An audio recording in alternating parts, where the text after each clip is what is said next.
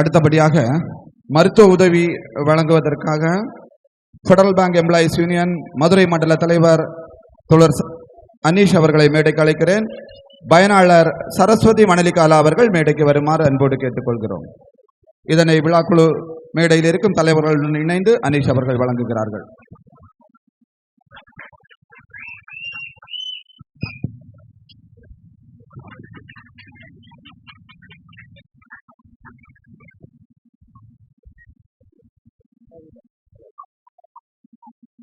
അടുത്തതായി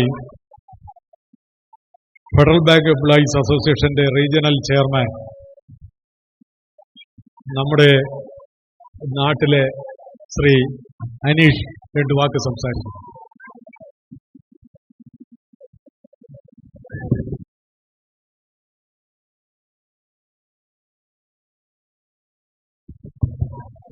அனைவருக்கும் புரட்சிகரமான மாலை வணக்கத்தை தெரிவித்துக் கொள்கிறேன். Onam function, so Snehalatha arts and club 51வது வருஷ ஃபங்க்ஷன், இனி அடுத்த பவள விழா 75. ஸோ இன்னும் மேன்மேலும் நிறைய வருஷங்கள் இந்த மாதிரி ஃபங்க்ஷன் நடக்கணும். அதுக்கு ஊர் பொதுமக்களோட அன்பும் அரவணைப்பும் உதவிகளும் எப்போ இருக்கணும். இப்போது இப்படி ஒரு வேதி நமக்கு ஸ்டேஜ் ரெடி பண்ணி கொடுத்துருக்காங்க. ஏகப்பட்ட பேர் பேசினாங்க.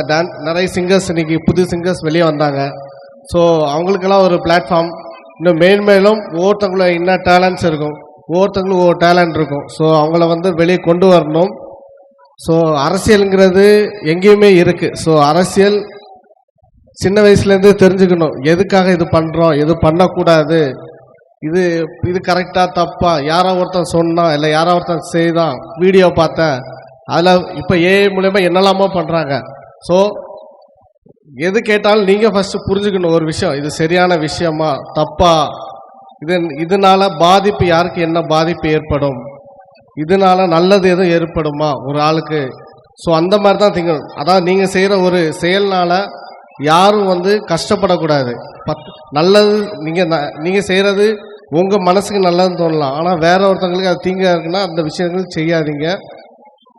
மற்றபடி எல்லாருக்கும் நான் சார்ந்திருக்கிற ஃபெடரல் வங்கி ஊழியர் சங்கத்தின் சார்பாகவும் அகில இந்திய வங்கி ஊழியர் சங்கத்தின் சார்பாகவும் தமிழ்நாடு வங்கி ஊழியர் சம்மேளனத்தின் சார்பாகவும் ஓண வாழ்த்துக்களை தெரிவித்துக் கொள்கிறேன். சிறார்கள்லாம் நிறைய பேர் இருக்காங்க. ஸோ எல்லாரும் எல்லா விஷயங்களும் பழகிக்குவாங்க. எல்லாருமே அண்ணன் தம்பி தான். ஜாதி மதம் அதெல்லாம் ஒன்றுமே கிடையாது. அதெல்லாம் இங்கே தான் இருக்குது. வெளிநாட்டுக்கு போனால் அதெல்லாம் கிடையாது. ஸோ எல்லாரும் ஒற்றுமையாக இருப்போம், ஒன்றா இருப்போம். நன்றி, வணக்கம்.